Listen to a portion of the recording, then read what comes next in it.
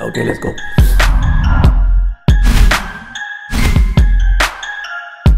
What is up, guys? Tony here, Positive Tech Reviews, and this is going to be my review on the Samsung Galaxy S8. This is the T-Mobile variant. I've been using this phone for about 3 weeks or close to 3 weeks. I picked it up on launch date, and my review is going to be specifically on my opinions and my thoughts on this phone. And we're going to start off with some of the specs. I'm not really going to mention a whole lot of specs because people really don't care about the specs. They basically care about the functionality of the phone and how it performs in daily usage. So let me get the specs out the way. This is rocking the Snapdragon 835, 4 gigs of RAM, 64 gigabytes of internal storage. It does support micro SD card for memory expansion. It does have a 3000 milliamp battery. It's rocking a 2K display, which they're calling Infinity display. It's a 5.8 inch display, curved edges on both sides, which is just a beautiful display. It's probably the best display out in the market right now on a smartphone. So the next thing I can mention is they're not using TouchWiz, or they actually changed the name of TouchWiz. They're calling it Samsung Experience version 8.1, and it comes with Android Nougat out of the box. So the UI changes on here. You can see that they no longer have the button for the app drawer. You can actually just swipe up, or you can swipe down to access the app drawer, which is pretty cool. You can also have options to put all your icons on home screens, or you can actually revert back to the button for the app drawer. So cool that they have all these options on here. It does have the iris scanner up front, 8 megapixel camera, along with some light sensors, and on the rear it does have the 12 megapixel camera, which hasn't changed much from the S7 Edge. I was having a little bit of focus issues, and we'll get to that in a minute. And it does have the fingerprint reader, which the placement of the fingerprint reader is not, it's something to get used to. I'm not going to say that it's bad. I'm going to say that it's going to smudge your camera, definitely.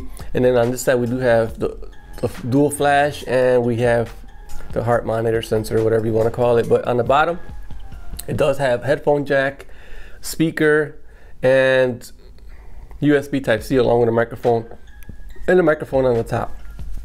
3000 milliamp battery. It does the job. Yeah, I'm very impressed with the battery life on here for having such a huge display, 5.8 inch display. Beautiful device. So I'm going to say that the first thing you're going to notice on here is going to be the display. The weird thing is that it does come with the display set to 1080p. You do have options to change the display, but it is set to 1080p out of the box, which is not an issue. If you go to the settings and into the display, you'll come up to this, and in here you can actually see that it's set to 1080p. You do have options to turn it down to 720p or turn it up to QHD, 2K display. So why would they have these options here? I believe that the reason why they have these options is for Gear VR.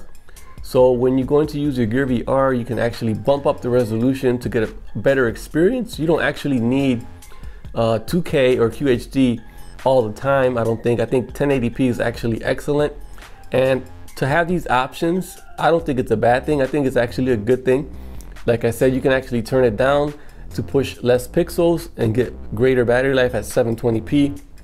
Turn it up a little, or turn it up to the max for Gear VR and get a real awesome VR experience. So the fact that they have this baked in, and you can actually set it in, it's a good thing. It's an option. Options are always good. So I'll have no issues with the display coming out of the box at 1080p. I will say that the display is actually AMOLED, and it just looks gorgeous. So getting the display out of the way, let's go ahead and talk about the build quality. It does have a glass panel on the front, glass panel on the back. I do have a screen protector on there. It is very thin, and it is a very small device for having such a huge screen at 5.8 inches. That is one of the things that I thought I'd mention. It does have no branding coming from T-Mobile on the back. The fingerprint reader is kind of in an awkward place, but you will get used to it. I kind of use the fingerprint reader and the iris scanner. The build quality on here is actually quite nice. I do love the build quality. It's just very slippery. I recommend that you put it in the case. Other than that, the battery life, like I said, let's go back to that. I've been using it for like 2.5 weeks, and the battery life is real good. It's going to be different with each individual. So I don't really game on it. I basically just do social media, a lot of social media. And let me see what else. I watch a lot of YouTube videos. So I'm gonna say I'm not a real heavy user. I'm not a power user or whatever like that, but I do use my device a lot as far as watching YouTube videos. I play a lot of music. I stream a lot of music. So talking about music, it does have Bluetooth 5.0, which has the ability to connect. You can use 2 different Bluetooth devices on the same phone. So that is cool also. The next thing I would say that is a nice feature to have on here is Samsung Pay. You can use Samsung Pay basically anywhere you want. It also works on older credit card swipe machines. I had the best experience using Samsung Pay than I did with Android Pay or Apple Pay. It seems to be working on every machine I use it on and almost everywhere I go. So Samsung Pay is definitely nice. I haven't seen any lag on the S8 in my usage. It's very fluid. It's a real good experience. I like what Samsung did with Samsung Experience 8.1, how they changed it up. I like everything about it. I don't really use Bixby, so I'm not a fan of Bixby. I ended up remapping the button to Google Now, so I get the Google Now cards every time I press the Bixby button. You can see there.